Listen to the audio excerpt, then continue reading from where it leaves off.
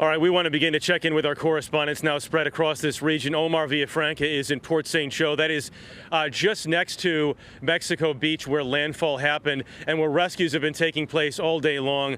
Omar, what's the latest there now? Well, here in Port St. Joe, Jeff, the rain has stopped. That's the good news. We're still getting a little bit of wind in this area, and now people are starting to come out and assess the damage. And look, in this area here, this is floodwater that has basically come up in this area. There's a lot of debris like this spread all around this area. People are starting to try to pick it up because the cleanup is underway.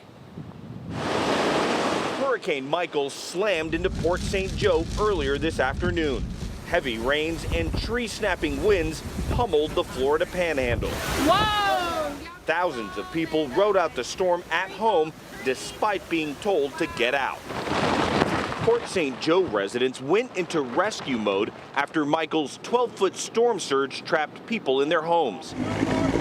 Volunteers in small boats and big trucks pushed through streets blocked by trees and submerged in several feet of water. Donna Haddock didn't have a way to check on her family, so she used our cell phone to tell her trapped nephew that help was on the way.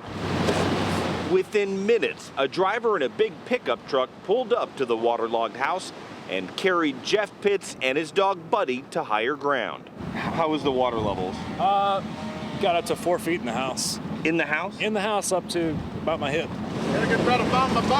The driver was a man named Chris. He didn't have time to talk as he drove back to help more people, but his actions said plenty in this small community. Where would these people be without people with big trucks and boats? Yeah, where's anybody without friends? Even as the storm was passing overhead, volunteers came out with chainsaws, working to clear the streets of downed trees. In other parts of the city, hurricane-force winds damaged buildings and even flipped over this RV. As people assess the damage, Donna is just thankful she survived one of the biggest hurricanes to hit the Florida Panhandle. How was it to finally see him on the back of that truck? Oh, that was good. We can rest easy now.